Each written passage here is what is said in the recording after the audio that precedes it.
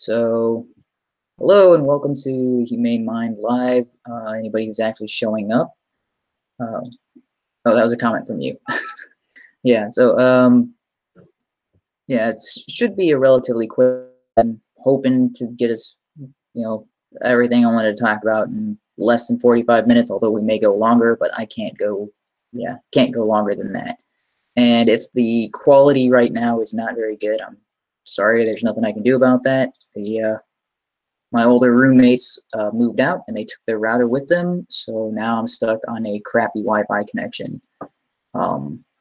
Yeah, that's so it's a weird thing with our router. We're getting a 50 megabit per second signal. So if I go out in the living room and hardwire into the router, I can get a really good connection in the apartment.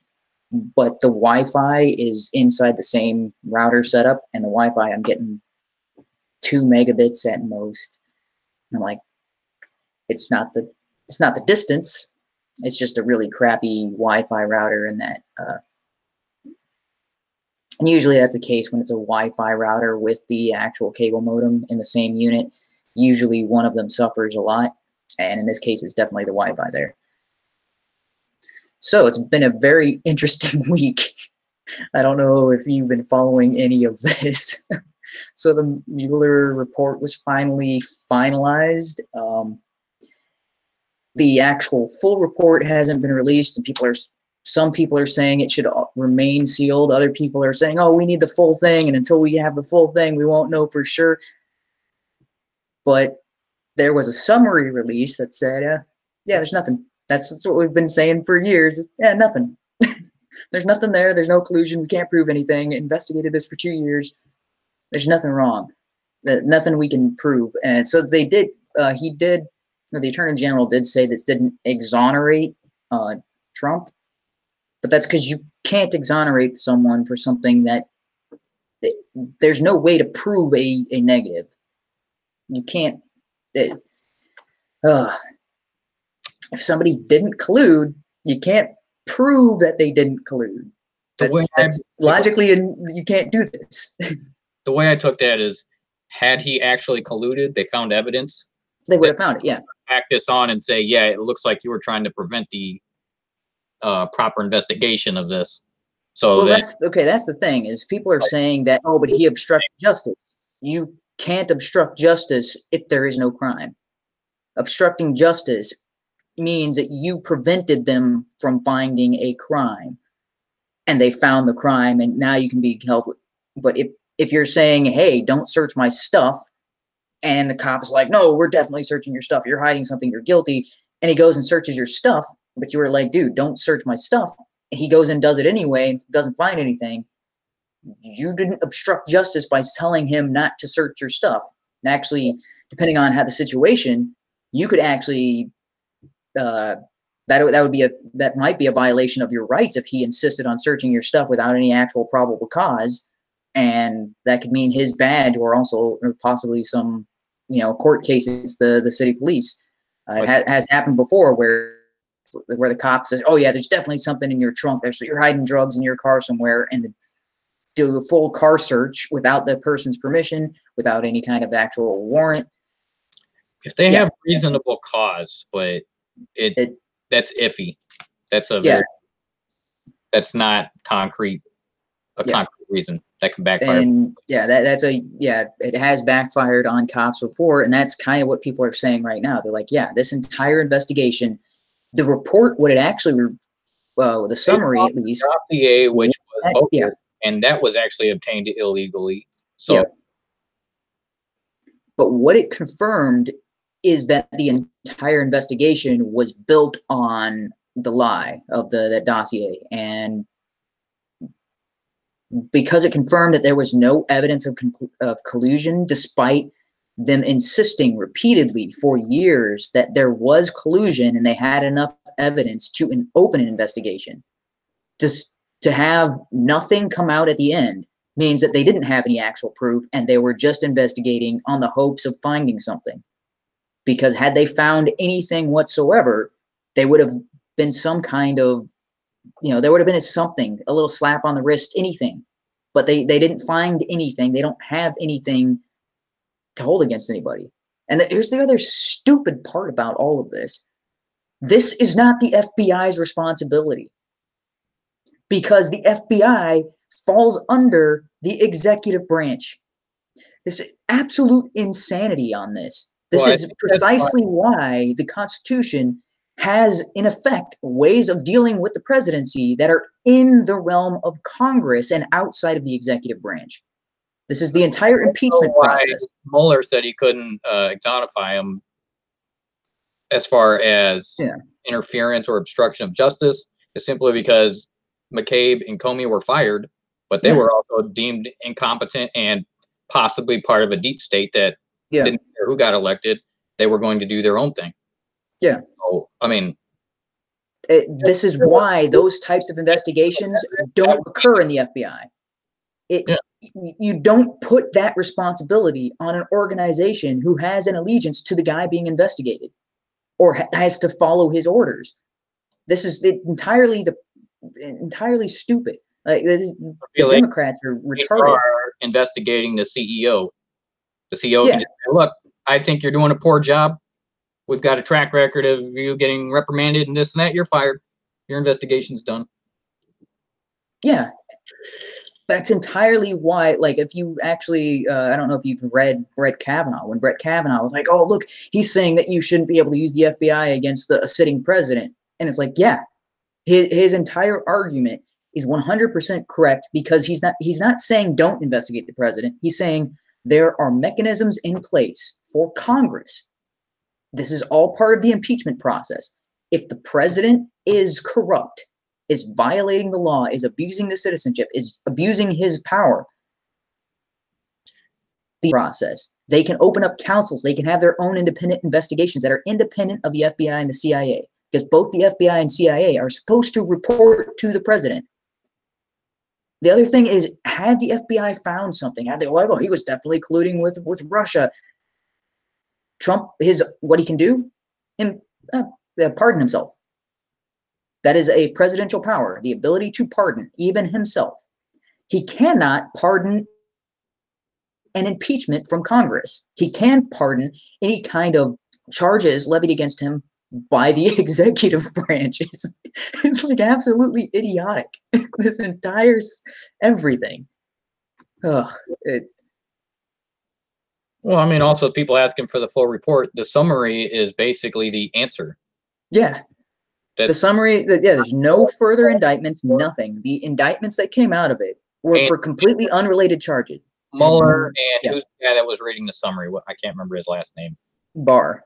The reason that they're basically saying that they don't know if it's obstruction or justice, they're not making any declarative statement, is because that's not really their job, and that's the same thing that he got fired for, because he did that with Hillary Clinton.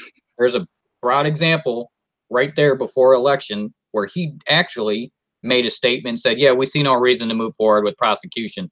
That's not his call.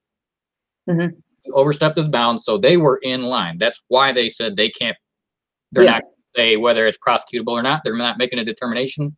That's just their findings, and that was all they were tasked to do. Yeah, and no, it's funny is because Comey's investigation of Hillary Clinton did everything backwards, and that's everything. We're like, dude, this is what is going on here? Actual list of evidence, and then said, nope, not going to prosecute. and then this happens, and you're like, dude, are Democrats this stupid that they don't realize the Comey investigation did everything backwards, and they're looking at this investigation acting like, oh, it should have been like the Comey investigation? I'm like, no, that was the wrong way to do it. They found evidence and did not proceed to investigate further. They found actual evidence. They had every reason to proceed. They made the determination. The Attorney General recused herself and just said she would accept with the findings of the report, even though it's her responsibility to make the ultimate determination whether to proceed or not. Barr did the okay, to turn in the report. I looked at the report to proceed. Okay, case, let's move on. That's exactly how it's supposed to be done. But everybody's acting as if the Comey is no, that was if you look at every single time that this has been brought forward, other than the Comey thing, they've all followed the same pattern as the most recent Barr and Mueller investigation. Well, I mean, they're the odd man out is the Comey one. They're getting so far off of American standards and how our civil liberties and our government actually work. I'm starting to wonder if they believe that the opposite is the way it's supposed to work, because this is the same thing they do with Kavanaugh. Just an accuser with zero evidence, and everyone's like, well, simply because he was accused, he shouldn't get that position. We just can't tell. That would mean anybody can stand up anytime ever and just make false accusations. I'm pretty sure that's considered slander. We already have laws to prevent that. Yeah, you can't come up and make a defamation laws, libel and slander. So libel is print, slander is spoken, but yeah, defamation of character, which is the lawsuit that the Covington kids were filing against media personalities. Similar things. This is, it's absolutely idiotic. Everything is upside down. They found, so these are people who have every reason to find something about Trump. They were so desperate to prove collusion, found nothing. And these media personalities, and who was it? It was Bill Maher was on there saying, "Oh, I don't need the Mueller or the Mueller. I don't need the Mueller investigation to tell me what I've got a TV." And I'm like, and it's all of these same personalities, like that were just saying, "Oh, wait till that Mueller report drops. Wait till it drops. That's what we're waiting." And now that it dropped, it didn't say what they wanted. So now they're like, "Oh, that wasn't important anyway." I'm like, they've been hyping each other up to think that this is fact, that they have now come to believe it's fact because they heard it from each other. Yeah. Well, that's like there was been investigating for 2 years, gathered all this evidence. They told how many people they've asked, over 500 people that they've questioned. 18 different lawyers they had to go through. I don't know how many indictments and how many. They got Flynn on perjury because he said something. It's like, oh, wait, no, that was incorrect. I'm like, yeah, that's. So they're going to believe another news outlet who has zero sources versus the FBI, who does do investigations. Yeah. That wasn't necessarily their realm. They did it properly. They went through it full force, just everything they had at their disposal. They went at it and found absolutely nothing. And then now they're going to deny it and basically say, well, that was just a summary. When the full report comes out, then I can read it and interpret it different than the FBI and actually prove there's collusion in that report.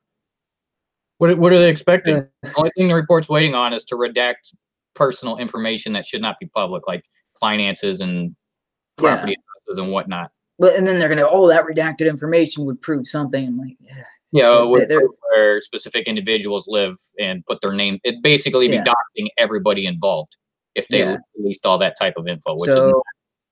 So out of the investigation, there was 3 arrests: Roger Stone, Trump's other lawyer, what's his name? Manafort. Yeah, Manafort, and one other, like 3 total arrests, right? Yeah. One guy got, Roger Stone, I don't know what happened with him as far as. So sorry, there was 4 total things because Flynn was, perjured himself. Stone was perjury charge. Manafort, there's a whole string of stuff, but that was more about his personal personal finances, like embezzling and things along those lines. And there was one other guy.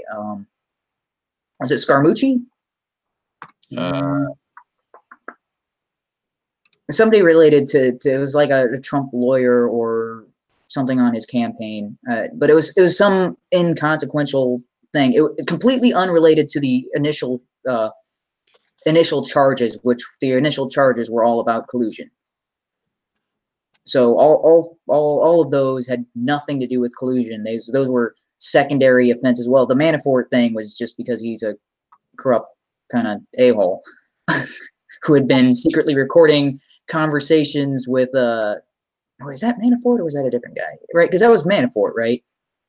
Maybe that I've got the wrong last name. But it was Trump's lawyer, and Manafort was the campaign chairman. Okay, so who's the lawyer? Cohen. Cohen. I forgot. That's the name. Okay, yeah, it's Cohen. Yeah, Cohen was the other guy who got busted in this. Cohen was the guy who was embezzling and doing all kinds of shady stuff with finances. Yeah, basically saying, no, Trump never actually told me, but when he looks at you, you can tell what he means. That, whatever. Whatever that means. Oh, also, he also said, yeah, Trump said these racist things behind closed doors, and this is a guy who's got a history of recording his clients. So he's got a bunch of legal precedent. His attorney-client privilege violated all. Yeah, he didn't respect attorney-client privilege in other instances, and also has other recordings of Trump. But for some reason, when Trump was being this racist, terrible person, his recorder wasn't working that day.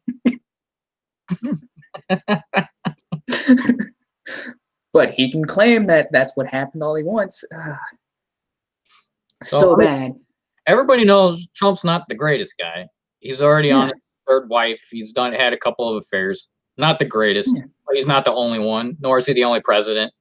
And he didn't do any of that while in the White House, so that actually puts him a couple leagues above certain. Yeah, like a lot of presidents in our past dozen years. I think JFK had an affair or two.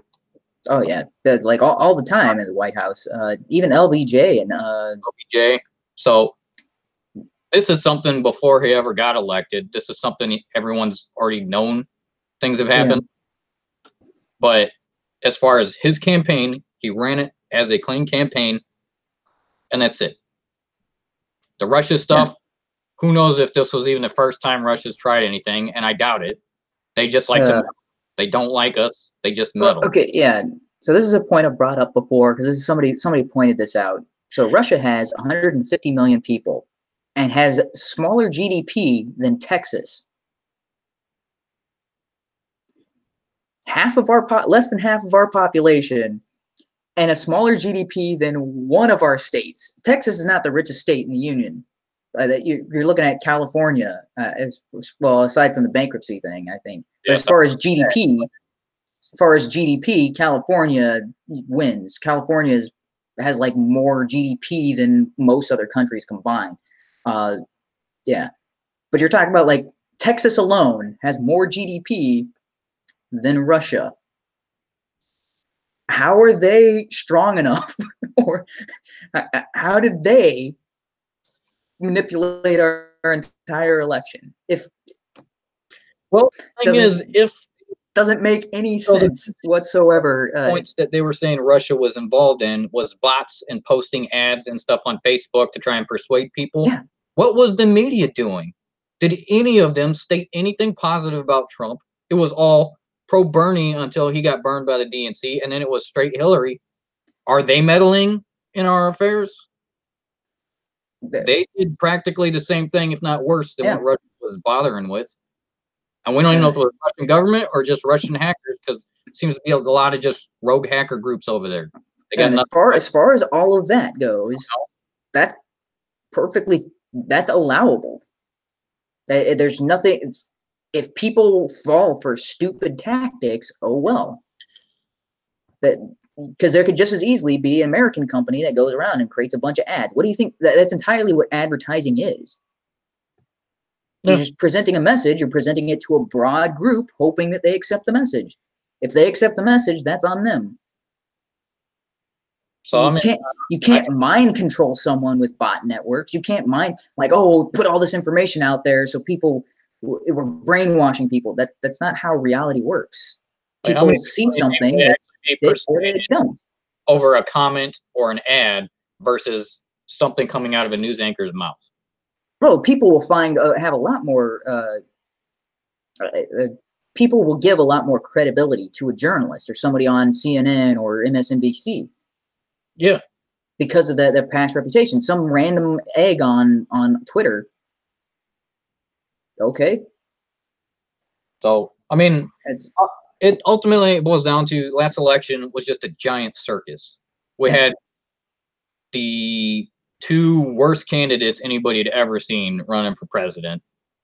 I wasn't a big fan of Trump. I didn't think he was a bad guy, but I'm just like, I don't know if he's not even a politician. I don't know, and he seems like a crude businessman, and I don't like the way he presents himself out in the public. He's kind of got a mouth on him and whatever. But Hillary was just even worse. I mean, just awful. And no matter how much the media pushed her, and no matter how much they got a recording of Trump saying he's grabbing women by the gentle, or he can because he's so rich, his locker room talk. Nobody cares because they're like, that's still better than her. I don't care what he says. I don't care if he says he's hiring, Mexicans to clean his toilets in his hotels. I don't care. He's still better than her. Yeah.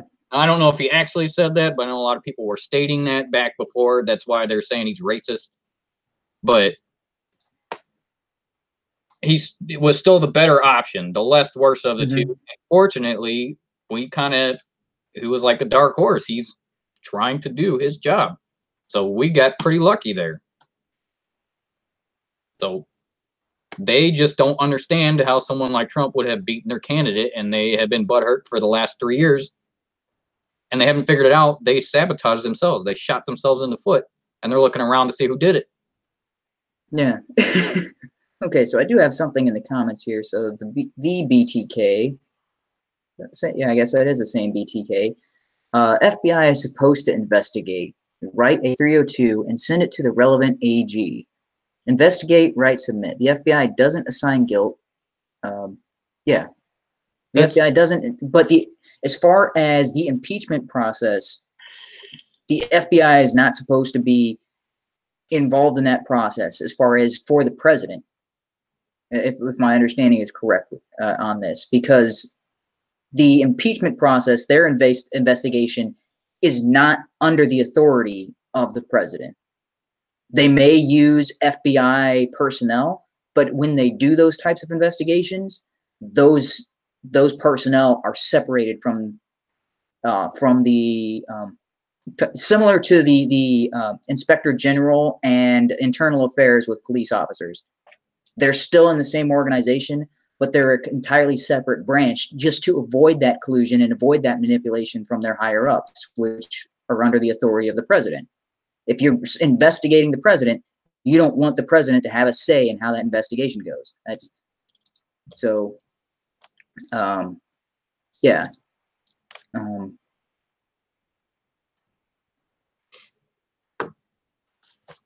Because if the actual the Clinton incident, right? Because that was a similar incident with the FBI investigating, and yes, they're supposed to write their 302, and then and then send it to the Attorney General. But yeah, the Attorney General recused herself, and then they made it. The FBI made the decision for her. Even after reading the evidence on the news. Dude, that was just read through it all, and you're thinking, man, that's most ridiculous day ever. What? Did you not hear what you said 5 minutes ago? The ball's on that guy. Yeah, that's okay. So in other news, like this is why I titled the thing "Tired of Winning," because apparently it's been coming up all aces for Trump over the past couple of days. Avenatti going to jail. Going to jail for extortion. Creepy paranoia. Oh, yeah. So, okay, Michael Avenatti's going to jail over this incident, and Jussie Smollett's lawyer is going to jail over this incident. Although, for some reason, so this is kind of weird how this tied. Jussie Smollett was let go. They're dropping all charges. 16 felony charges. They're dropping them all. And I don't like the mayor, and I think his speech was garbage, but at least he was on the right side of everything. Him and the police chief were both like, we got the evidence, we did our job, but this is an injustice. Yeah, it doesn't make any sense whatsoever. He faked the crime. The 16 charges he had against him were because he testified multiple times with his same story. And so each time he testified was a different charge. So it's all the same lie, but well, because he kept doubling down on it. He boiled it down to one charge, and he created a false report and lied about it. That's still something that should be charged to him. But just dropping it all together is an injustice. Bail they retained his bail, and that's about it. And he walks scot-free, and then it's. And how does he come out of there expecting everyone to still believe anything he says? And I've been telling the truth the whole time. And so is he stating that those two friends of his beat him up of their own accord? Is that his premise? Because they were all hanging out just days before. Is he implying that they wore MAGA hats and decided at 2 o'clock to go attack their buddy and say... Yeah, because they've got the check that he sent them, so... Yeah, I mean, he's asked for training and nutrition, whatever that means. Why don't you go to GNC like everybody else? But regardless, even if they could pass that check off and say he was just paying them as physical trainers, fine, I'll bite. But why were those two guys out? Because they were caught on various cameras. They were caught. I mean, they were the ones. There's zero doubt about that. That's the evidence. The Uber drivers, their GPS tracked these guys. Yep. They were also tracked multiple times meeting. They've got cell phone conversations all before. It's just clear evidence these guys were building something up. And then why would people get a noose, pour bleach on their buddy, say, you know, this is MAGA country. Empire, N-word, Empire, F. Yeah. And then this is MAGA country, and then run off. And also, how did he not know it was them? Oh, these are the guys I talk to on a regular basis. They're my trainers. Was that just those guys saying this is MAGA country? You're that N-word from Empire. Hey, those voices sound familiar. And I think nope, didn't occur to him. Or what did they say? They were clearly some random white guys wearing MAGA hats. Not. Now I don't know if you ever specifically stated they were white guys, but I think it was implied. No, he said white guys. Oh, that part I wasn't clear on. But regardless, the whole story is obviously false, and he just walks out of the court. And the whole country is staring at him saying, you lying a-hole, you sack of dog do. What are you even doing out here? Yeah, but he'll be picked up by Hollywood. He's still going to be looked at as the victim now, even though he got canned on the last 2 episodes of whatever season. Yeah. Because he didn't get... This is so stinking backwards. How is it that the left gets all this evidence against them and then they walk scot-free? Then we got Trump, 0 evidence, and they're all complaining because nothing happened there. There is 0 evidence. But they still want him in prison. They still want Kavanaugh ripped off the bench. Yeah, everything's backwards, man. We live in bizarre world. Oh, speaking of the bench, Ruth Bader Ginsburg. What has it been, like 3 months? Nothing. No photos, no appearances in court, nothing. For 3 months. So since the report of her falling down at her home and breaking or bruising some ribs or breaking some ribs, nothing. Dead silence for months. What is going on there? That is how long does a sitting Supreme Court justice get to stay away from the bench before, hey, whether she's alive or not, or whether she's clearly not able to do the job. How long does this go before she's replaced? What in the world is going on there? Yeah, a quarter of the year hasn't been doing her job. Either she is too sick or too injured to do the job, in which case, sorry, you're gone. I know it's a lifetime appointment, but at some point, you have to still be able to do the job to maintain that lifetime appointment. This is kind of like a tenured position at a university, and then you just stop showing up to your job for half the year, and like you don't keep the tenured position. Doesn't matter if you can't get fired. If you don't do the job, I guess you can get, or you should be able to get fired. I don't know what the legal process is on that as far as the Constitution goes, but something's got to give there. That's ridiculous. Yeah, I don't know. That should be another Supreme Court nomination for Trump. And that's one of those stories that's kind of going under the radar. So although the Avenatti thing is pretty hilarious, because he was the one who's like, Trump is definitely going to jail. That's something that's been on Twitter. Trump is definitely going to jail. This day after the investigations dropped on Trump, oh, and Avenatti's going to jail. So, I mean, I don't know if we're just going through a weird parallel world, upside down period in this country, and now things are starting to snap back to normal. I'm hoping so. I hope that's the case. It doesn't seem likely with the way that everybody, the Mueller report and then the summary of that should have been enough to get people like, oh, we were so wrong. How do we get this so wrong? And yet everybody's doubling down. They're like, oh, no, there's definitely collusion. There's definitely. If they admit that they're wrong, then they're admitting that their reporting is not up to snuff. Yeah. So they just now the claim is that he somehow got to Mueller and changed his mind, or now Trump Mueller's in on it and Barr's in on it, and everybody's in on the collusion, and they're covering it up. It's pure insanity. You would think so, except for the two guys that got fired were the guys that would have actually tried to plant evidence and prove. I mean, they were the ones that really didn't want him in there. So fortunately, Mueller doesn't like Trump, but he just did his job appropriately. Yeah, that's what it looks like.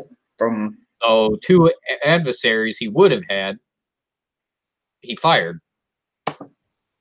That wouldn't make sense. Okay, so there was something else that happened. Oh, yeah, so all this stuff has been reported by the Daily Wire and conservative stuff, but this all happened, like, this is all since, Sunday? And it's just Tuesday, so this happened over the last couple of days, and I don't want to seem like we're just repeating the talking points of those other guys, but yeah, the other thing is the glaciers in Greenland are coming back. Okay. Like, it's everything that we've been hearing from mainstream media for at least 2 years. I think we've got objective evidence over the last 3 days. It's all BS. It's all empty. So this behind it. A bit conspiratorial, but I think there is starting to build some substantial evidence behind it. I think whoever is behind mainstream media is attempting to not necessarily convince the older generation, baby boomers and they're all going to start dying off soon. And even, I don't know, I don't think millennials are after baby boomers. Is there an in-between generation? Because I'm like at the tail, like the very beginning, or be considered a millennial, but I don't consider myself anything like that at all. So I don't know if there's an in-between. I thought there was an in-between generation. Because boomers is 50s. Gen X is after millennials. That's the now generation, right? No. It's Gen Z is after millennials. I think Gen X is your generation. Or maybe I'm Gen X. But yeah, we were taught certain bits of history. Most of it's true. Some of it, they omitted a few things. But it seems like all of the reporting now, they can't remember what happened 2 years ago. No, they can't even remember what happened a day ago as far as their reporting. Al Gore was saying the world was going to end by 2012. Yeah. Storms and, Yeah. The Al Gore prediction was that Texas right now would be underwater, and Florida, Texas, Mississippi, Alabama would be completely underwater by now. And I think the ocean level has only risen about 3/4 of an inch, and the glaciers are coming back. And I've also been reading that Antarctica, the ice caps there are growing faster than the Arctic. The loss in the north, yeah. And if that happens, it's actually really great for global commerce if there's more ice on the South Pole than the North Pole, because that Northwest Passage, when it opens, is fantastic for trade routes. And for long-term climatologists, people who actually understand what climate change means, not modern-day interpretation, this is a constant cycle. Yeah.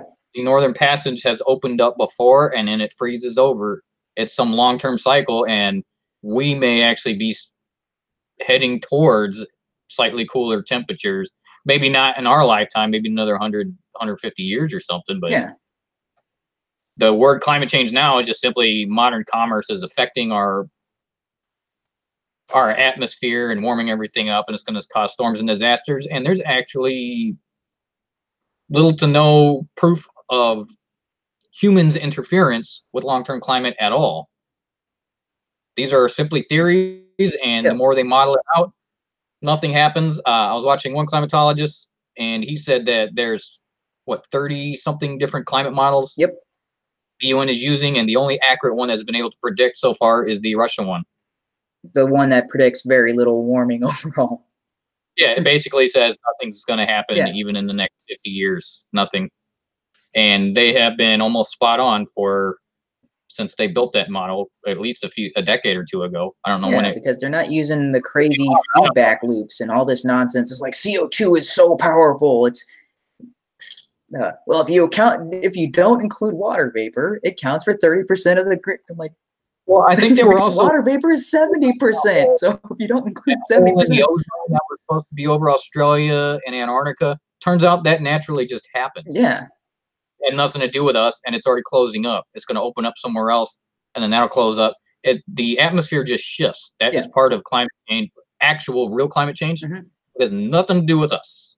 And in fact, the only thing that seems to be happening is as much carbon as we're dumping in the air, it might warm it up slightly to where we get more greenery. We get more plants, more food, more animals, more sustenance for everybody. So, and as people like Patrick Moore, Christopher Monckton, Alex Epstein, who was the other guy?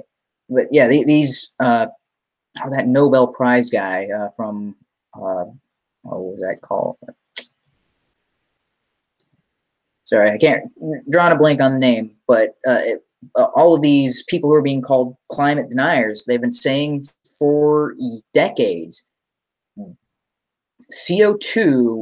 CO2's impact on the warmth of the planet is logarithmic, in that every doubling reduces, or for every doubling of CO2, we see a smaller gain as far as overall increased temperature. So, like, logarithmic is it's the opposite of exponential. So if you basically warming up, and eventually it's just going to hit some kind of cap to where it's minuscule. It's the amount of increase for every doubling of CO2, you see a smaller increase. So if doubling CO2 from 400 to 800, if we saw a 1 degree increase from that, if we double from 800 to 1600, we're going to see half a degree increase. If we double from 1600 to 3200, we're going to see a quarter of an increase. It's pretty much means our interaction, we can't really change it. No, tops. If we burn every bit of carbon dioxide that is on planet Earth and put it into the atmosphere, I think the maximum we would have is 3,600 parts per million, something like that. Probably make for a lot of smog. Well, that's every bit of carbon in the Earth. If it was all in the atmosphere, 3,600, somewhere around that range. It might be 3,800. Because right now we're at 400 something parts per million. So that is what, an 8-fold increase in CO2. And that's all the carbon we have on the planet.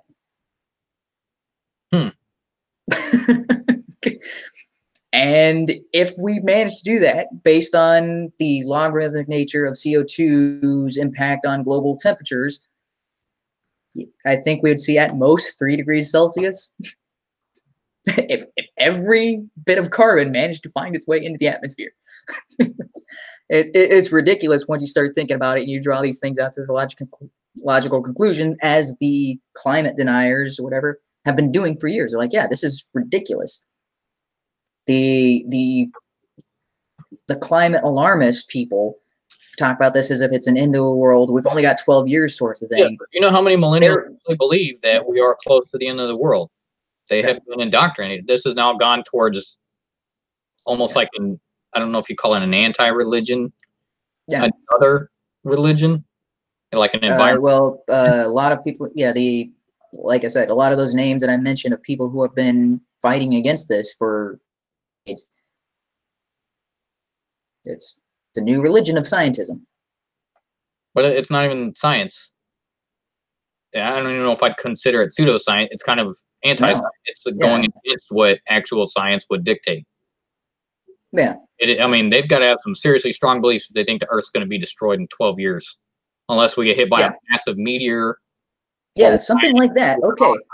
Yeah. And that would make sense, right? Everyone gets in a nuclear war. Yeah. I would buy that. So those would be us impacting the climate and killing it off. No. Not likely. The other thing is the greening effect that we've seen because of CO2 increase. We've also seen deserts shrinking. Yeah, those are positive impacts of climate change or CO2 increase, because that's a better environment for plants overall. More plant food. Yeah. Okay. So there was something else I wanted to talk about. Yeah, so that was everything as far as like major news. It's only Tuesday. Let's see what happens later. Yeah. Only Tuesday. That's all stuff that like I was thinking, I was like, man, I don't really have anything to talk about this Tuesday on the stream, but all of that kind of just flooded on Sunday, and I was like, dude, this is okay. That's what's going on. Oh, that was the other major thing. So this has been going under the radar almost completely, even on conservative, because everybody's caught up talk about Avenatti and Mueller and other stuff. ISIS is gone. Officially wiped out. It's the percentage that is left is like it's less than 1% of the original estimated numbers of ISIS. So yeah, officially not a problem. It's like the cancer-free report at the gone, not coming back. Okay, that happened over the weekend. That announcement was made by the White House. Nobody's talking about it. I mean, I've seen a couple tweets about it. I've seen a couple news reports from minor news publications. Hearing crickets for the most part. So going forward, I'm pretty sure Trump is going to run again, because I don't know who else would have enough clout behind them to be able to fill in a conservative position that people would be willing to back at the moment. Mike Cernovich is currently talking about running for president. And I don't know if you know who Mike Cernovich is, but he was a pretty big impact on Trump's campaign. Pretty big supporter, brought a lot of people to vote for Trump. So unless Trump endorses somebody else and decides he's going to step down because we found somebody that can fill in, if he doesn't endorse anybody, I think he's going to run again, but have a very strong platform as long as he doesn't open his mouth and say something dumb. Oh, okay, yeah. So there was something else that came up in the news. So that, that was the other thing they talked about on the Daily Wire. The Obamacare was ruled unconstitutional by the Fifth Circuit, something like that. Fifth Circuit Court, I think it was. So that's another win. So then that's so much. I was like, oh, yeah, so much winning. Like, I'm not tired of it yet. I think we need more, and I think a lot of these have been somewhat defensive victories, and we need a little more on the offensive side of this. There's a lot of stuff like the wall, despite being held up in court, there are sections of it that are currently under construction that are completely independent of the court case. The national emergency call, or the national emergency executive order. So there are sections of the wall that are currently being built actively. Nothing stopping them. That's also a win. Mostly going unreported. Everybody's like, "Oh, yep, it's stalled. It's completely." And I was like, "No, there's active construction on various parts of the wall. You can actually see those in real time, or at least maybe not in real time. I don't think it's an actual camera feed on it 24/7 or something like that. But there's built, covering 50 to 100 miles or something of a wall, and they're able to monitor that over even the next year and show that there's nobody coming through here at all. We don't even need sentries. just make the occasional patrol like we've been doing. Yeah. That's going to be a big advocate for, well, let's finish the rest. It works. Walls work. Who knew? Yep. Everybody who's ever had a wall. Everybody. I mean, I think he will have a very strong campaign if he doesn't do something stupid, because now he has been crushing them on every point that they brought up in the last 3 years. Yep. And all of the current presidential candidates from the Democrat side are really? That's the best you guys got?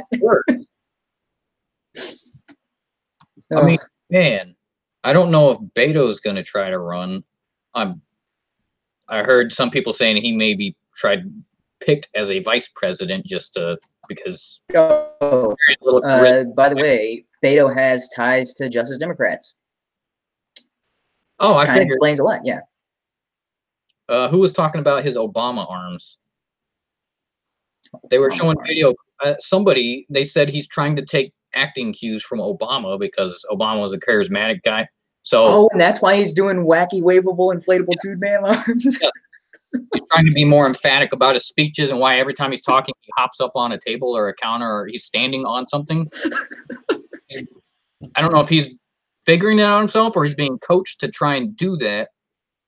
I don't know. It's so bad. But that's why his movements have gotten a bit weird in the last 2 or 3 years. No, so that was something Jimmy Fallon was like, for the first time in years, he was actually funny again, because he was making fun of Beto, and it's spot on. Like dude, that's the satire, man. Like I'm saying, it's like those old bastions of comedy, or those places where you're like, oh, dude, used to be funny. Okay, I got to clarify here. Jimmy Fallon was never funny on Saturday Night Live. Never funny. Well, I take it back. He was when he teamed up with what's Ramen Head, the singer. Why am I drawing Justin Timberlake? Oh, okay. Yeah. Whenever they paired up, I thought it was funny. Yes. But that's more because he would crack up and kind of ruin the scene, which made it even funnier. Yeah. But okay, mostly not funny on SNL. His talk show, however, the first year or two, absolutely fantastic. Like, great opening monologues. The Roots is his house band. Yeah, great bits. He's got people on there doing the musical impressions, or just impersonations. Like, fantastic. Like, so many great bits came out of that his comedy, his night show, and then it just disappeared for years. And then he comes out with this bit where he's making fun of Beto, and it's like, dude, that's a return to form. That's the stuff you used to make. Remember when you were used to be good? Stop being one-sided. Just make fun of funny stuff. Yeah. And that a couple was about a month ago, The Daily Show of all places had that Jussie Smollett dude. Oh, I might have to watch that. I didn't. Dude, oh, you didn't watch that one, dude? It's awesome. Wait, Daily Show, is that with Trevor? Yeah, no, Trevor Noah wasn't in the bit. It was somebody else from, it was one of his other correspondence guys, but yeah. That guy says funny. I don't know how he got that spot. Yeah, I don't know either. I think, what's his name? Because they had Larry Wilmore, who's kind of, he's kind of all right, but he ended up getting his own spinoff that tanked after a couple of months, because he replaced Colbert, and just couldn't keep the numbers up. The other guy was Daily. One of the other correspondents took over for a bit, and then was just randomly replaced by Trevor Noah, who's never worked on the show before at all. Don't know what was going on there. I mean, the Daily Show used to be pretty boring, and then what's Stewart? Yeah, he actually brought that up quite a bit. I don't agree with a lot of his viewpoints, but it was a fun show to watch. Yeah, and if you look at all the people that came out of there, Stephen Colbert when he was funny, Steve Carell, Rob Riggles. Rob Riggles is still hilarious. Robert Corddry, terrible politics, hilarious. I think that's back before Colbert went total demo whack, and now just ludicrous. He's almost a parody of his former funny self. Yeah. It's like somebody castrated him. But yeah, I'll have to look that up. Oh yeah, dude. That Daily Show one was about small. It was, yeah, it was amazing. You're like, this is the Daily Show. Wait, they still do comedy? What's going on here? I thought they were a political activist group. They would kind of have to. That whole incident is just so retarded. Why would somebody be walking around with a noose and bleach at 2 a.m. on the coldest day in record history? Yeah. Makes sense. What Trump supporters do. Stalk people at 2 a.m. All right. Yeah, there was something else I was going to talk about. Yeah, but it's almost 9 o'clock, so I do kind of want to wrap this up. Mm-hmm. But yeah, so I was just touching on a bunch of things that have been going on in the week. And that you won't find on somewhere other site, because most of the stuff I've talked about you probably heard from other places and all that sort of thing. We're just chiming in and kind of parroting those points. I don't know if we've actually added anything of value to those. It's just other than laughing at them, which I don't know is actually value added. But okay, so this is what's been going on with me personally. I completed the training course that I was in. I have been hired by, yeah, so that I guess maybe I should just explain the system. So there's a company called Ravature. They run a training course, and you sign a 2-year contract with them. You go through their training course, and at the end of that course, then they bring you to potential clients where you're actually going to work for them. So you're still technically hired for the entire 2 years by Ravature, but you're working for somebody else for however long. So you still have to interview with that secondary party. And in my case, that secondary party said yes. And so they're hiring me, and they're going to potentially hire me for the full 2 years of that contract. Ultimately, the place where I'm actually going to be working, because they are a consulting firm. And so they consult for other places. And so I did my interview yesterday with a company in Connecticut. And I'm waiting on the results of that interview. But from what I understand from the consulting firm, they are starting the background check process, and it could take up to 2 weeks. So as far as I know right now, I'll be starting my new position on the 8th, which that will kind of, traveling and all of that sort of thing may interrupt the next couple of streams. But hopefully that means I'll have some extra once, because yeah, right now I'm still on my training pay, which is nothing to write home about. That is going to more than triple when I get to my new position, when I actually get to the actual customer's location, and then I can start. Hopefully, I can get my desktop back and my mic set up, and I want to try to get Streamlabs working again, at least their version of OBS, instead of using Google's Hangout stuff. As far as you're concerned, or anybody else who shows up in here is concerned, it'll still be the Google Hangout as far as all of that goes, so you don't have to worry about it. But as far as the actual presentation of it, using OBS, there's going to be there's a live chat that you can have on the side of it that shows up in the screen that's separate from the live chat on YouTube. I can have it's because I don't know if you've seen other people's streams where they've got like people post some kind of chat and it shows up on the side, or it goes across the top as a banner. That's what the OBS Streamlabs. There's various plugins and features you can enable like that. So those are kinds of things. I know there's nobody in the chat, but those are kinds of things that I would like to, because it makes this all seem a little more on a professional level, and that's stuff I would like to. If I can't do it on my laptop, I want to set that up on my desktop, and that's what I was working on. As far as that goes, because this is something I would like to turn into not a full-time job, but like an actual show, which going off of, like the show that I would intend to model it off of would be Beauty and the Beta, because they do a really good stream, but they do their streams on Sundays. I don't want to have overlapping content, and I try not to have too much overlapping content with what other people are talking about. I know this Tuesday was kind of, like I said, parroting mostly what people have probably heard elsewhere. But one of the things that I think we do here on this particular stream is we do talk more about the philosophical thing. So the last topic I want to kind of talk about is something that came up recently on Twitter that got into a bit of an argument over. So it's the idea of free will when it comes to religion and how this works. And so I want to take a couple minutes. I said we'd probably wrap up by like 8:45, but I think I want to go another 20-ish minutes on this, if that's okay with you. So the idea of free will and how that relates to God. Now, this other person who started the conversation kept implying that God decides everything.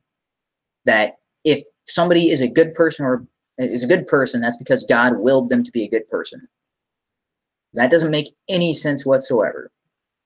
Regardless of your view on whether hell exists, I personally don't think hell exists based on what the Bible talks about hell. And a lot of what I think what a lot of people were taught about what hell is incorrect based on teachings from either pagan religions or misunderstandings brought about by mistranslations and poor handling of dogma under the Catholic Church. And so I think a lot of that is holdover from that point of view. But either way, either hell exists and then people are punished for forever, or hell does not exist and people just cease to exist. If God is making that determination for us, that is not a just God. And that's why because it's the idea of if God says, okay, I choose you, you're going to be a good person. I'm calling you. You're going to serve me. You're going to do my will. You're going to be a good person. You're going to follow all the rules. And then I get to say at the end, well done, thou good and faithful servant, bring you up to heaven or give you eternal life on a paradise earth, whichever, depending on your interpretation of the Bible, whichever the reward is. And then everybody else he didn't choose, you either cease to exist or you get punished for forever. How is either of those justice? You're rewarding someone based on something they didn't do, or you're punishing someone based on something they didn't do. What kind of God is that? That is, and I made this as far as my Twitter when I'm talking about that. It's like your version of God, or the way you're describing God, is Andy from Toy Story. Woody's the good guy. Mr. Potato Head, he's the bad guy. Blah, blah, blah, blah, beat up Mr. Potato Head, throw him away. How is that Mr. Potato Head's fault? You picked him to be the bad guy. How is that like, oh yeah, you're such a good toy, Woody. He's treating people as if they are pawns. That's the impression that this person or several people online have been talking about, is the idea that God decides everything. And oh, if you said that if God didn't decide this, then he either wouldn't be all-knowing or wouldn't be all-powerful. That doesn't make, and I brought up this, like, that doesn't have to be the case. And so this is something you could probably... Powerful doesn't mean a dictator. Yes. So, because you have kids. Now, yeah. You've probably seen them about to do something really stupid that is going to get them hurt. Oh, yeah. You're like, don't do that. That's dangerous. And they do it anyway, right? Yeah. Oh, but that means you didn't know better and you weren't powerful enough to stop them. What? No, you could have. Don't do that. That's going to get you hurt. And you could have just grabbed their arms, hide them behind them. Okay, I'm going to pin you down. I'm going to lock you up and prevent you from doing that. I would say from a proper parental perspective, if it's something minor, and yes, they will get hurt, that's going to teach them not to do it the next time. Exactly. They teach them better than I ever could with my own mouth. Yeah. So it's not that I couldn't stop them, or it's not that I didn't warn them. It's that some people have to learn by failing. In fact, most people do. And that's the perspective from the Bible when it talks about God, it consistently as a father figure, not as a dictator or a overlord or not controlling every aspect, but as a loving parent. And a loving parent will let you fall on your face when it's something that, yeah, hey, it's not going to kill you. It's not going to end your life. Well, I was like also of a bicycle with training wheels, because many people in the United States ridden a bike. A lot of kids grow up with that experience. The training wheels are there to make sure you don't hurt yourself, but give you a little experience so you get the feeling of riding a bike. Yes. You want them to actually ride a bike, you have to take it off. And then you hold the seat a little bit, you push them, and if they fall over and skin their knee, you say, all right, get back up, try again, you'll get the hang of it. But I can't leave those training wheels on or you will never learn. Exactly. So that's scrapes and bruises happen, but people fail, and failure is one of the best teachers. Yeah. And that's the position that I have when it's, oh, why does my camera keep going? Oh, the focus. Yeah, the focus. Never mind. That's what I thought I was losing my camera connection, and I didn't realize what was going on. I don't normally focus on the bottom screen. Anyway, I had a dumb moment. Ignore that. But the idea from the Bible is that God is trying to encourage us to and become independent or stronger. And that's entirely what the Bible is. It's talking about, don't do these sorts of things because they're bad for you. Don't do these things because they're good for you. That's a whole list. And it's one of those things, is the early Bible, like the Old Testament, starts off writing down these rules. But in the same way that you've experienced with your kids, you can tell somebody he could say it all day long. Doesn't mean a thing. It's not going to click until that experience is brought about. It's like, yep, this is bad for you. Don't do this. Don't do it. Don't do it. Don't do it. And what do? They do it. Oh, okay. That's why I'm not supposed to do that.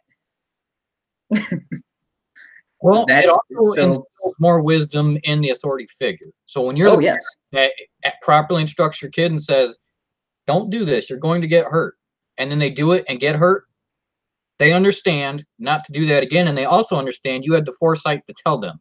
Yes. As they get older and more developed in life, they will appreciate your thoughts and wisdom more and more, because they have begun to realize you're only telling them for their benefit.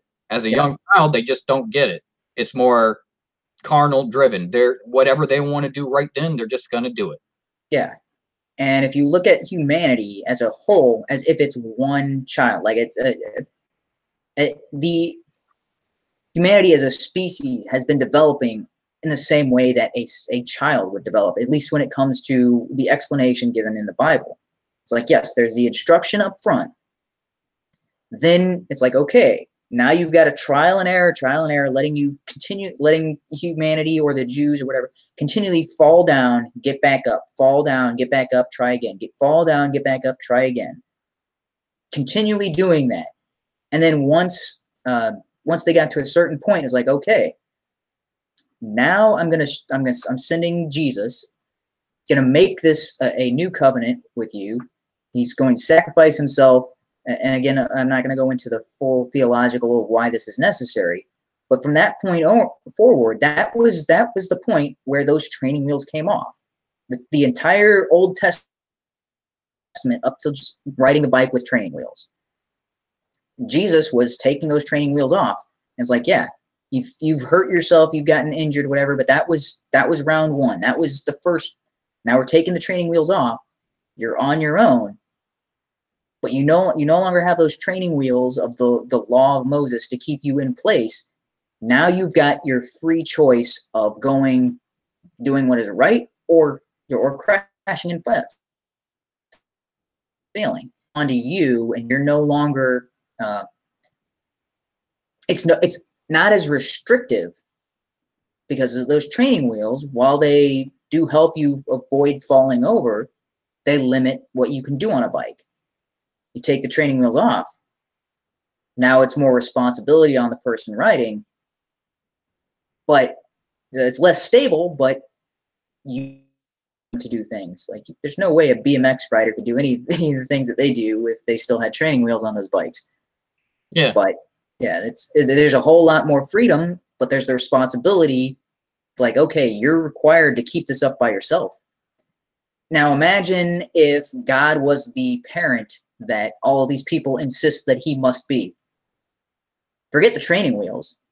God is going to be holding the bike the entire time you're riding it, steering it for you, pedaling it for you, and you're just sitting there. You're like the baby sitting in the seat on the back of the bike. You don't get a control. You don't get a say. And then he gets to the, rides the bike wherever you were going, stops the bike, and then says, "Congratulations, good job." And what did you do? You sat there while he steered everything and drove. That is the worst type of parent, and in real life, that child's going to grow up to be a serial killer.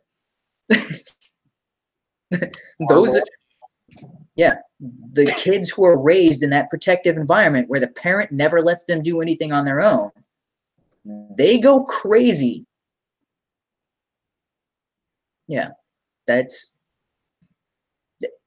and so this is something Jordan Peterson talks a lot about, and this is, if you look at the Rules for Life, or if you read that, a lot of this is like, hey, you've probably been sheltered, you've probably had your parents do too much for you. Start doing things on your own. This is how you build those principles. This is how you become an independent person. And without being that, you're never going to be satisfied. You're always going to live in chaos. You're going to be in this crazy world where the rules don't make sense. You have to take some personal responsibility. You have to gain that independence. You have to do things for yourself. And that also means if you have kids, you start doing that for them. You're like, okay, this is how it works. I can show you what to do, but ultimately you have to do it yourself. And so it's something he talked about pretty extensively when he was talking about not just his own kids, but the people he helped with in his practice. And also he says this is common practice in nursing homes. Never do something for someone that they can do themselves. That applies to people in therapy, that applies to children, that applies to the elderly. Never do something for them that they can do themselves. That not emasculate, if you're talking about man emasculated, that's very highly emasculating for someone. You're like, and this is something you see with kids. Like, no, I can do it myself. Yeah, right? It definitely makes them weaker. It means they haven't done the physical activity. They're not getting the experience they need in whatever the activity is. They lose their skill set, they lose their motivation, and then become extremely dependent. It makes them weaker as a person. Yeah. Only help when they actually need help. Yeah. This is why our welfare system is messed up. This is why our millennials think everything should be free. They've all grown up thinking, I deserve all this free stuff. Life should be easy. I shouldn't go through anything hard. And if something's bad, it must be because I'm oppressed. They have never learned that bad things just happen. You need to figure out how to get over it. And that's, if you look at a lot of the teachings and principles of the Bible, that is exactly the type of God the Bible describes. Not one that does everything for you and holds your hands and carries you through all this stuff. No. There if you need it, like a father with his kid teaching him how to ride a bike. Yeah, he's not going to say like, oh, well, took the training wheels off, have fun, and send you on your way. No, because I don't remember if you, or I don't know if you remember learning to ride the bike for the first time. Oh yeah. Dad walked beside us, gave us, was giving the push, let go, and ran along with the bike. And eventually, once we got the hang of it, well, no longer running along by the bike, but still watching us in case we fall or whatever, in case we hurt ourselves, there to come in and assist if needed. Not steering the bike for us, not doing everything for us, but close enough to do something, as close as he needs to be to help. And did the same thing, right? Start him off, and then, hey, you're watching him, okay, he's safe. All right, he's got this. But it's not not running alongside it the whole time. Eventually, they have to go and do it themselves. And the God of the Bible is described as that kind of God, teaching us to benefit ourselves. It also says, tried in the fire. What was that called? I'm trying to remember the exact phrasing on there.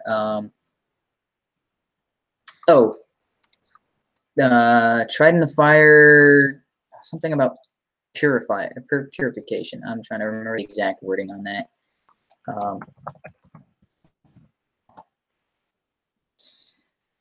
Yeah. So this is 1 Peter 1:17. And the trial of your faith, being much more precious than of gold that perisheth, though it by fire, might be found unto praise and the honor of glory. Maybe that's not quite exactly the phrase I was looking for.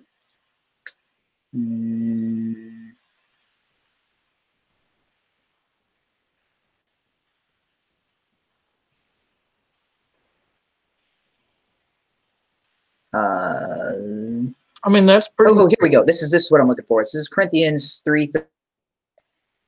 His work shall be made manifest, for the day shall declare it, because it shall be revealed by fire, and the fire shall try every man's work of what sort it is. Because that's the idea. Is it's talking about metallurgy in this particular example, and that's how you strengthen steel. That's how you strengthen metals. They are put into a fire, heated beyond their normal temperature, and when they come out, they are harder and stronger. That's the principle at play. Is yes, that's how you're supposed to go through life. You're supposed to go through struggles, get stronger, and that's actually that's what he's the entire purpose of life on Earth is for us to go through reaching those goals, becoming stronger, becoming better every day. That should be everybody's goal on Earth, to become a better version of themselves every day that they live. And that's not something that's just biblical in its principles. That's something that's universal, although for some reason we've lost that as a country, the idea of overcoming things, making, because we talked about this last week. As far as the movies go, that's what's missing from a lot of these mainstream movies that are coming out, is the idea of overcoming obstacles to becoming strong. Superheroes that are coming out, the Mary Sues and Marty, whatever their code name is. Yeah. Nobody has interest because we haven't seen them grow. Yeah. And that's the entire human experience, is growing, becoming stronger, becoming better, becoming smarter. This constant, well, this is the craziest thing, because these are the same people who believe in evolution, as in if we came from microorganisms, and they're trying to remove all of the things that would. The Darwin phrase, strongest of the fittest, or yeah. And they're trying to remove all of those things that would strengthen and provide the, this is insanity. Like, I don't necessarily know how much evolution happened along those lines or the rapid pace, but the phrase is accurate. Yeah. It's the idea of survival of the fittest. And yeah, survival of the fittest is what I was thinking. I don't know where I got that other phrase from. Yeah. But now so that is something, as far as it being how species came in here, that's not biblically supported. I don't agree with that, because there's so many flaws in the actual scientific ideas behind it. There's so many things that are ignored in order to make that theory work. We can have another conversation on that. But yeah, that's entirely too long for tonight's episode. But the idea of adaptation and overcoming, and those are things that are provable. See, that's proof of evolution. I'm like, do you not? People knew about this prior to Darwin. We've got all kinds of instances, but people knew that this occurred. Darwin's addition to the equation was saying that species change from one to another in this process. That's Darwin's contribution. Adaptation, improvement of a species, that's been going on. We've got documentation of that going back centuries before Darwin even considered writing his book. That's not proof of evolution, although so many people was like, oh, see, look, here's a species that got on this island, and see, look, these versions of those animals are stronger, and they're more lean, they got more muscles built, they're better at swimming. And I'm like, yeah, that's what happens when you spend all your time chasing bigger game, and you are on a smaller area where you don't have any other predators to compete against. So your family or your species, they get to thrive, they get better. That's what happens. In a single generation or less. Yeah, that's not evolution. One animal can adapt to its environment in its own lifespan. Humans do it all the time. I mean, you get a puppy, you raise it, it adapts to your house. Not all dogs act the same. Not all of them treat their owner. They have learned to exist in that environment. That's adaptation. Yeah, adaptation. There's so much evidence that no one's disputing that. What I would dispute is that's not proof of evolution. And yet so many people point to adaptation and that sort of thing and act as if, oh, see, that's proof of evolution. Then why is it what when is Origin of Species come out? Like 1860 something? I would say you could have an entire lineage of Olympic swimmers. None of them are going to sprout fins. Yeah, it's like if people have known about this for years, why is the theory of evolution like 200 years old? That like, do you think people back in Aristotle's day were never like, No, they knew about these concepts. They knew that things got better over time. That future generations were usually stronger than the previous generations because that's just what happens. Well, depending on how the society goes, like I said, there's that cycle. But strong men build easy societies. Harsh environments build strong men. Strong men create easy environments. Easy environments create weak men. Weak men create harsh environments. That's that kind of cycle. But anyway, there's provided that isn't going on, as long as a society is stable and people have adequate nutrition, future generations tend to improve on every aspect of the previous generation. It's only once they get to the point where future generations don't understand how they got there, and then they start dismantling everything and start going backwards, that they devolve or adapt. So, okay, I guess we started out talking about the idea of free will, and then I guess it kind of went off a little sidetracking about all this other stuff. But the idea ultimately has to come down to, so if God is as the Bible portrays him as this loving Father who allows us to make these mistakes because it strengthens us and helps us to become independent, that God has to allow us free will. Free will to choose to follow him, choose to obey his commands, choose to do what is right. Then the punishment system makes sense. Okay, you had every opportunity to choose the right thing. You were told not to do this. You did it anyway. You hurt yourself. You didn't learn. You did it again. You did it again. You did it again. You made it worse. You went way off on an extreme. You did everything wrong. You never learned your lesson. You never went towards the right thing. Everything you did was wrong. Okay. Yeah, at that point, your punishment you created for yourself. Then that becomes a system of justice. Yeah, you had every opportunity to succeed. You chose to fight against everything that would help you succeed. You went completely the wrong direction. It's like, yeah, at that point, you made your choice. You made your bed, now lie in it, sort of thing. Okay, that I can understand. If God is a God of justice, people who do the right thing, they get rewarded. People who do the wrong thing along those lines, okay, punishment. That makes sense, and that keeps God as a loving and just God. The idea that God must do everything for you, and if somebody decided to become saved or decided to be a good person, that's because God willed it. I would say it also makes sense as far as an expansive and growing universe, because that's how entities interact, and just that's how we as a society have grown for thousands of years. But if God did not allow free will and instead was basically playing chess with himself, sticking people here, there, and there, it's just a giant board game. And in reality, we have zero purpose. There is zero purpose for the world existing, for the universe existing. It's just some entity playing a game by themselves. What is the point? Yeah. It kind of renders all of this pointless. And that's the point. It's something I kept trying to make clear to this guy that I was arguing on Twitter. And he kept insisting that, so here's the last idea I want to touch on here before we wrap this up. So according to the Bible, we cannot do this on our own. And I completely accept that. That makes perfect sense. Cannot do it on our own. So we do need the assistance, in which case God has to be involved in the situation.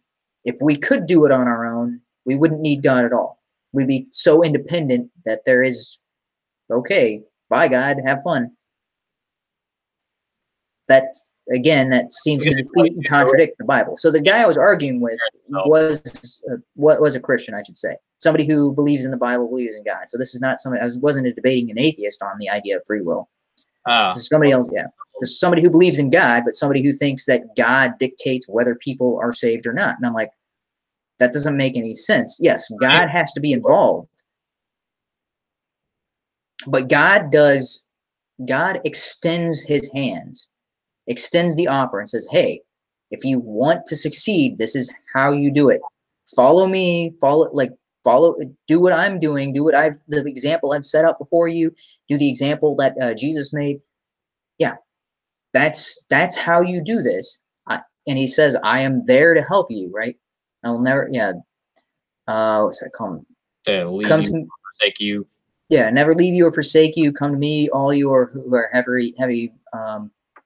Oh, dang it, man. Heavy laden, something like that. Yeah, heavy laden is the word. Yeah, heavy laden, and I will give you rest. Yeah, it's the idea of this is the way to do it. As long as you're doing this, as long as you're putting in the effort to get this done, you have help. You will have all the strength you will need. You can do this. You've got assistance. You've got somebody coming along helping you through the entire thing. You're never on your own. You're never abandoned. So if you choose to set this as your goal, you're going to get there, and you're going to get all the help you need in order to get there. But you have to make the effort to get there. And it also doesn't mean it's going to be easy. So even though you think he's not there, that's because at some point you are going to have to go through a trial, and it depends how you come out on the other end. And if you don't think you're going to make it, then you ask for help. And it does you absolutely no good if somebody who's already done it does it again. So, like in the case of somebody who's already and has already passed it, knows the answers, knows how to pass the test. If you're struggling with that test and they come along and they answer every question for you, you learn nothing, they get nothing out of it. What was the point of that test? It doesn't serve any purpose. You had to contribute in order for that to have any kind of meaning. They can come along and they can be like, oh yeah, by the way, okay, so if you don't understand this question, let me explain it to you. I guess maybe a test as far as that wouldn't be all that ethical as far as somebody helping you and giving you or helping you to kind of get the answers. But as far as learning how to do something on your own, that does happen on like practice tests and training material, because it's something I've been doing past couple of weeks, and that's kind of the system that I've been involved in. It's like, yeah, it is a very intense training course. Working out the math problem, you never learn how the equations work, how that math principle works. They're there to help you understand the concept, not to answer it. Yeah. And that's why I really like this training, the program that I'm in and the company that I'm working with as far as the training goes for this particular aspect, because that was the promise that was made at the beginning was, yeah, this is going to be difficult. This is going to be a challenge for you, probably not unlike anything you've ever had. 10 weeks, you are going to learn things that people don't learn for years in their careers. 10 weeks, we're going to teach you not just one technology. Let's see,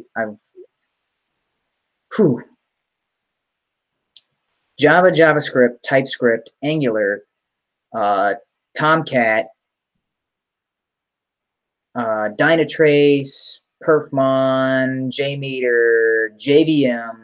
Or sorry, not JVM is not a language itself, but we had to learn the entire, not just Java as far as the language and programming in it, but the entirety of JVM as far as how the actual, I guess I should, maybe that's a little too expert. Yeah. Anyway, how all that actually engineering, if you don't understand how the Java virtual machine works, you are going to create products that work but are very inefficient because you don't understand how garbage collection works. You don't understand the process that the application is following in order to produce the results. So a lot of like that. So I've coded in Java before, like I said. So I was working on Funfair. That's all built in Java, or at least what I had of it. But I had it was all functionality. None of it was based on performance. And looking at, I was like, dude, there's so many things that I did the wrong way, or I mean, I guess not the wrong way, it worked, but not the optimal way. And I'm like, well, that's what the program is doing. I got it to work. I didn't understand why. It's something. So it's a completely. It's going in more in depth of all these things than I've had in experience, both working professionally and in school. And I learned 10 short amount of time to go over some of these core concepts and some of these as in depth as we went.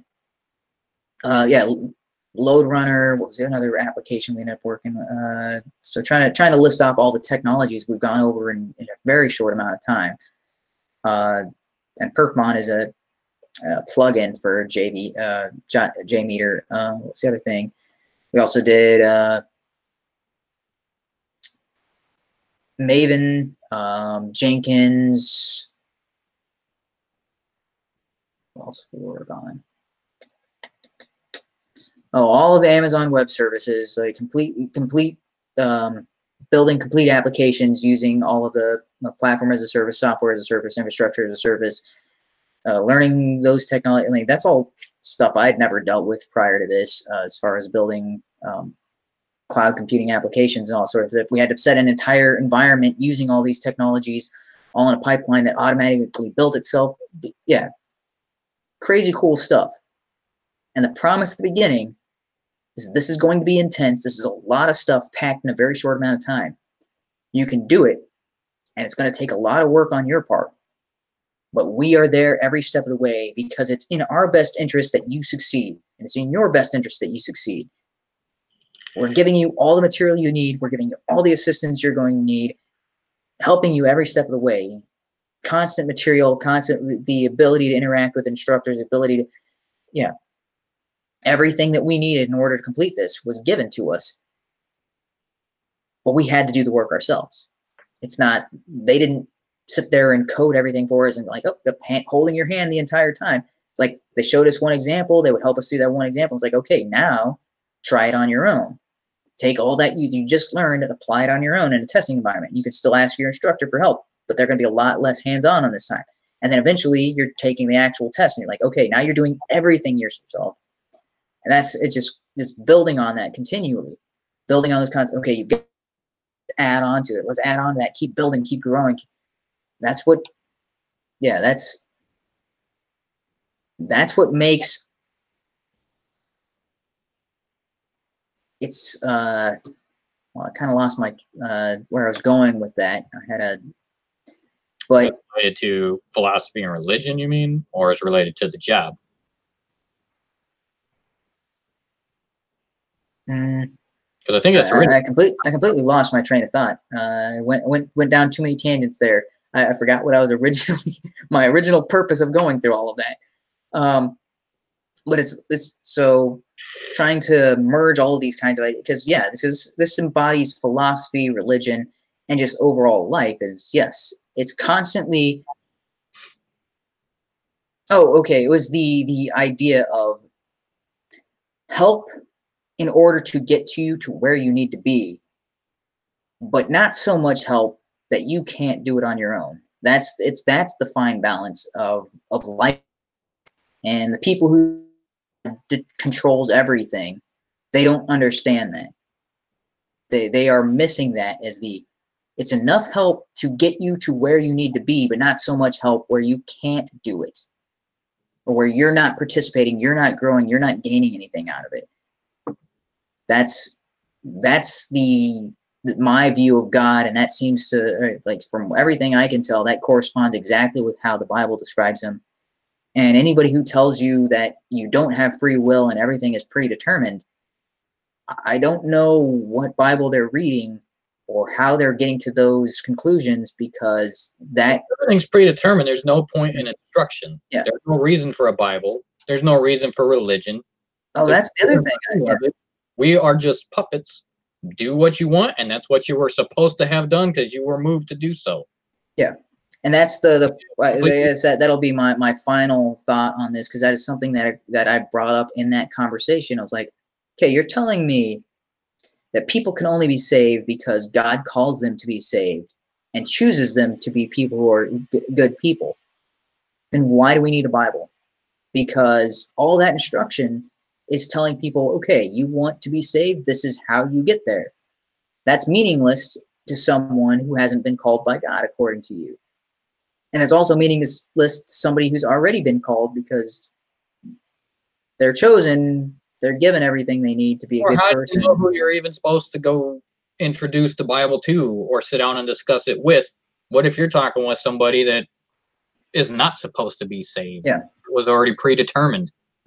Maybe then you're wasting your time. How do we even know? It negates all of that. Yeah, it negates all of that. It seems counterproductive. And the instruction that Christians were given was go into all the world and preach the gospel. What is the purpose of any of that? Because apparently God wills people to be good.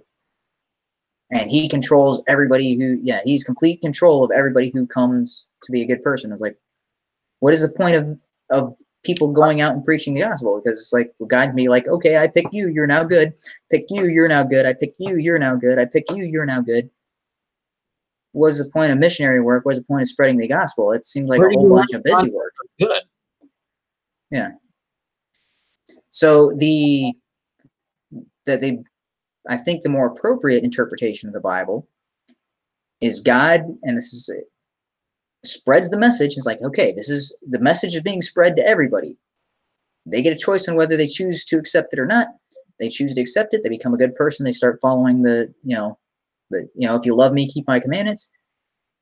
There's salvation there. We couldn't make it on our own because he's casting the line out there. He's putting the information out there. If we were just left blind, with no assistance whatsoever, we would fail. If you started your kids riding a bike, no training wheels whatsoever, would they be able to ride a bike right now? Probably not. No assistance whatsoever. Just like, oh, yep, here's a bike, have fun.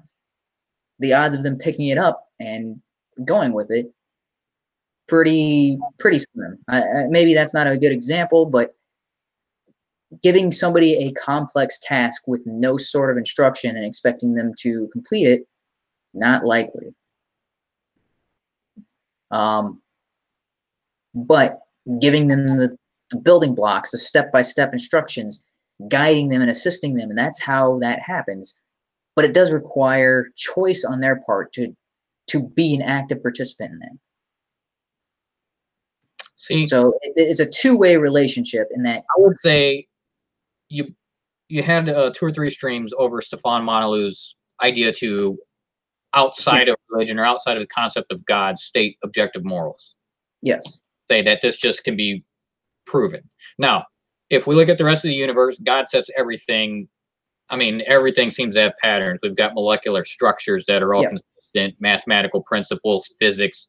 All of this stuff shows patterns and design. So it would make sense that you could come to a logical conclusion. However, I'm under the impression that the only reason he even came to that logical conclusion with his logic is because he grew up in a Judeo-Christian society. He has not accepted it. So before he can even remember, those principles are already taught, at least basic decency principles. Yeah. So even a lot of people who aren't introduced to the Bible think I shouldn't go out and be a dick. Yeah, and I think Penn Jillette and Sam Harris fall into that boat because they're both atheists. They are both talking about more objective morality from an atheist standpoint, but they have no foundation for why they act the way they do. They are acting on the principles that they were raised. Penn Jillette, to the best of my knowledge, was not raised religious, although Sam Harris was, and he rejected religion as he got older. But he still kept the principles. Stefan Monaloup, yes. That's what I'm saying. Raised religious, he talks about it pretty extensively. Rejected religion as he got older. But when you live in a Judeo-Christian society, which is still a primary business, that's simply going to be the main. Not everybody goes with it. Not everybody goes along. There are still a-holes out there. There are still very selfish people who just reject it because their greed has superseded societal norms. But the only reason that's societal norms is because that was set up by the Bible. Yeah. And North Korea, you think those people are walking around thinking I need to help my fellow? No, because they're raised in a completely opposite environment. They're taught Kim Jong is some sort of godlike person, and everyone else's life is inconsequential. Life doesn't have meaning. That's how their society works. You think they're just naturally going to sit there and think, let me think logically. Kim Jong's just a guy, and I need to treat everyone else as I would treat myself. And so if you just picked a random person from that environment, move them to the United States, do you think they would be a criminal, or do you think they would be a law-abiding citizen? Would they follow a moral code along the lines of the atheists' view of what morality would be? Or would you, like, they're probably going to be pretty chaotic. I don't know. In like Northern Africa, Libya and stuff, the slave trade, if they were brought to a freer society where slavery is illegal, what would be their next practice? Would they be a pinnacle of culture and charity and hospitality? No, because that's not their understanding of the way life works. What about all those what was that, Coney kids? Militarized. That's the only thing they know. They were indoctrinated at a young age. Take their gun away, get them out of Africa, plop them in society. What kind of kid are they going to be? Yeah. So probably the kind of kid who kills animals and buries them in the backyard, or possibly other children in the neighborhood. Growing up in a society originally based off Christian principles. So even if you don't believe the Bible, society as a whole, still, our entire constitution and government is based off of Christian principles. Our interaction with people, the idea that all men are created equal, is a Christian principle. That's the reason America got rid of slavery. So those instructions, somebody had to set that a long time ago, because there were a few decent people here and there. There are some people that just due to life circumstances start to realize I get more enjoyment out of helping people versus harming people, or my children were harmed, and so anytime I see other children in danger, I want to help them so no one else loses. These are just natural, smaller interactions through life.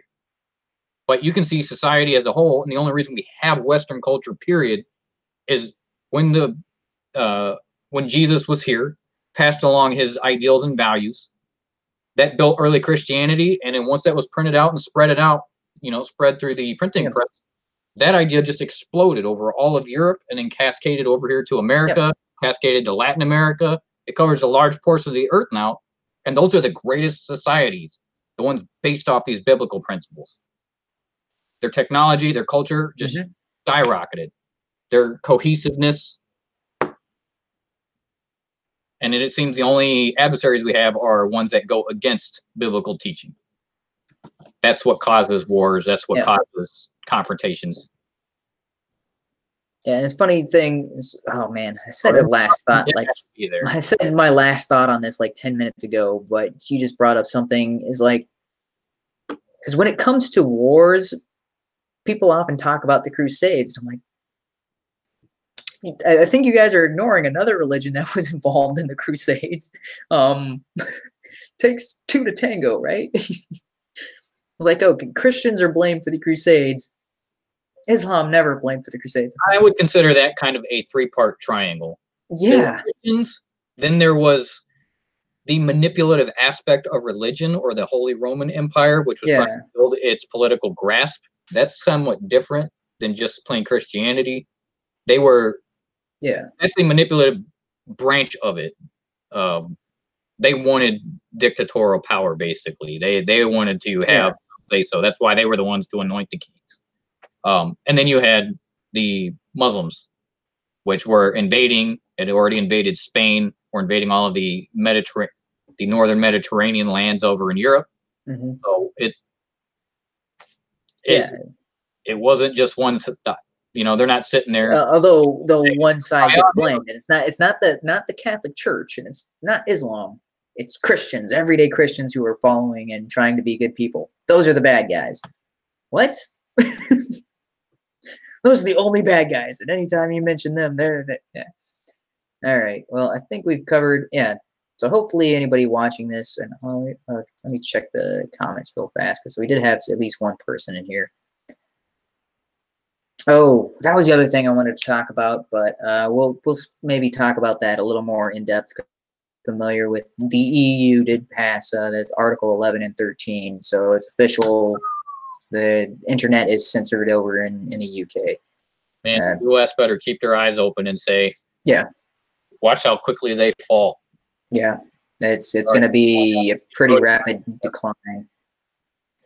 We do not need that here. Yeah. So okay, I'm going, and yeah, thanks Brandon for reminding me of that in the comments here. But sorry I didn't get to that sooner. Do want to close it out. So hopefully the last hour or so of this conversation was a little more something different than what you would hear other places or what other shows are providing. But for all the 2 people who showed up, whatever. At least I'm putting this out there, and I'm trying to, at least I'm making these ideas as clear as I can make them at the time. And it's going to be out there on my channel for until YouTube shuts it down or whatever. But okay, I guess maybe that'll be. I said my closing thoughts, dude. It's already going an hour longer than I meant to. Dang it. But so this, I mean, it's kind of fun to go back and forth and discuss these ideas. But do you think this is a good use of our time, or should we be working on something else, or should I be dedicating my Tuesday nights to something else? Is that, or it's like, you know, there's not that many people watching, but at least it's there. Maybe it can grow and build, and people will watch previous episodes and start. I enjoy the streaming and having conversations with you. I would say a lot of times, though, they are fairly one-sided since we have similar beliefs, not necessarily on everything, but a good portion or a good majority of it.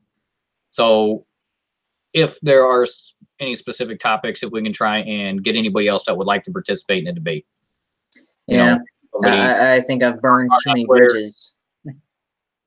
So I may try and hop on and see, but if I try and invite anybody to the chat, we need to make sure that you're kind of stabilized and you've got a steady stream time. Oh yeah. So I don't know how the quality on this particular one is because I've got a very crappy internet. So hopefully after the 8th, all that will be settled. Should be moved into a new place where I can actually control my internet and stuff. But we shall see. And thanks for everybody who did show up and anybody who bothered to listen to this whole thing. And I will see you next Tuesday.